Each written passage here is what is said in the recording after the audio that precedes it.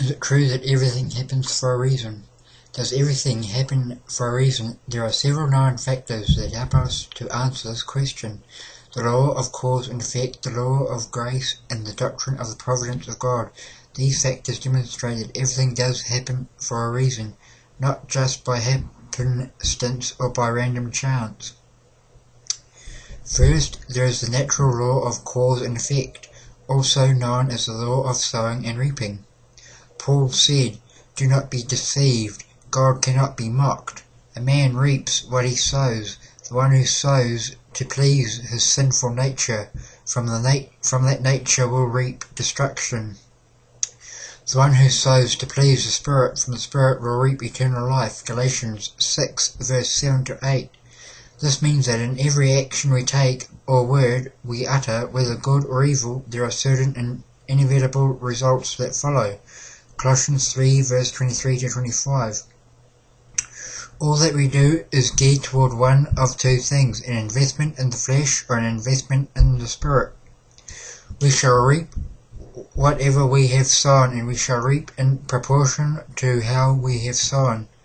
Paul cautioned us, "Remember this, whoever sows sparingly will also reap sparingly, and whosoever sows generously will also reap generously." 2 Corinthians 9, verse 6. The believer who walks in the Spirit and sows in the Spirit is going to reap a spiritual harvest. If this sowing has been generous, the harvest will be bountiful, and if not in this life, certainly in the life to come. And conversely, those who sow to the flesh are going to reap a life without the full beneficent love of God, both in this life and the life to come. Jeremiah 18 verse 10 and 2 Peter 2 verse 10 to 12. Secondly, Jesus makes it clear that God causes his Son to rise on the evil and the good, and sends rain on the righteous and the unrighteous. Matthew 5 verse 45. In other words, God reveals his undiscriminating love. Romans 2 verse 11 to everyone, all in allowing the sun to rise and rain to fall on both the evil and the good, the righteous and the unrighteous. Though this passage refers to physical blessings on earth, not spiritual, those blessings are given without respect to merit. If they were, no one would receive them. This is called the law of common grace, meaning that God is indiscriminate in his benevolence. His divine love and providence in some ways benefit everyone, even those who rebel against him or deny his existence. The psalmist tells us, "Your kingdom is an everlasting kingdom, and your domination endures through all generations. The Lord is faithful to all his promises and loving toward all he has made. The Lord upholds all those who fall and lifts up all who are bowed down. The eyes of all look to you, and you give them their food at their proper time. You open your hand and satisfy the desires of every living thing." Psalm 145 verse 13 to 16. This is why we sometimes see good things happen to bad people and bad things to good people. Even Asaph addresses this seeming injustice in the 73rd Psalm. However, the Psalms continues, "The Lord is near to all who call on him, to all who call on him in truth. He fulfills the desires of those who fear him. He hears their cry and saves them. The Lord watches over all who love him, but all the wicked he will destroy." Psalm 145 verse 18 to 20. While God is indiscriminate in the common grace he bestows upon all, we must realize that God will curse those who disobey his commands. Deuteronomy 11 verse 26 to 28. Reap God's reward for disobedience, or his curses for disobedience, both now and hereafter. Then we have what is called providence of God. The doctrine of providence holds that God quietly works through the law of cause and effect in the natural world to manage events. The miracles of God differ from his providence in that God's miracles exceed the boundaries of known and natural laws.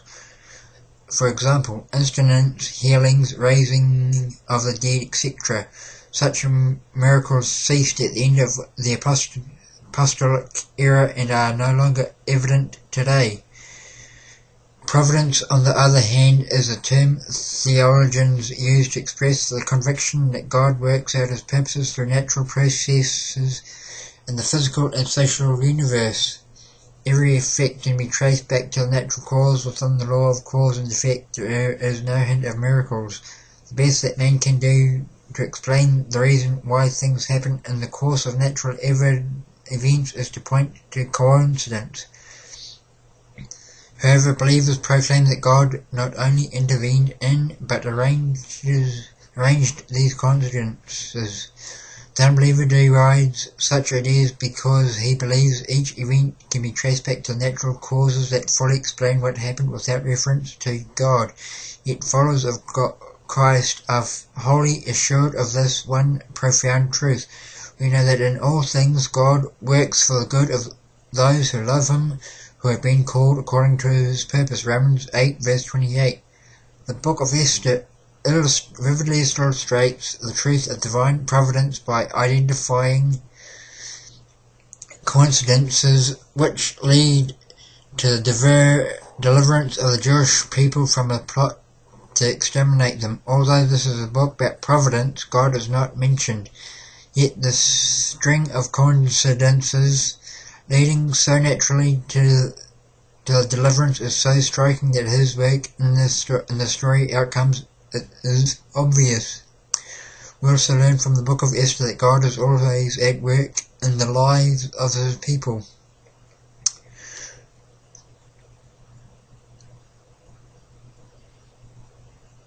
The coincidences that define our lives are not simply products of cause and effect or of random chance. The coincidences that mark our lives are ordained by God and are intended for our good. It was only when looking back that Esther and Mordecai could clearly see the hand of God in what had happened to them. We often fail to sense God's hidden guidance or protection as events in our lives unfold, but when we look back we are able to see his hand more clearly, even in those times when such events or circumstances appeared as tragedies in our lives. Looking back and studying those coincidences that changed the course of our lives, we discover that God has been right there all along. As believers, it behooves us to examine those incidents and realize that God was at work in each one, even those which brought us suffering, including what we thought were unanswered prayers. The doctrine of providence tells us that God is at work in the life of his people, though his activity may be hidden.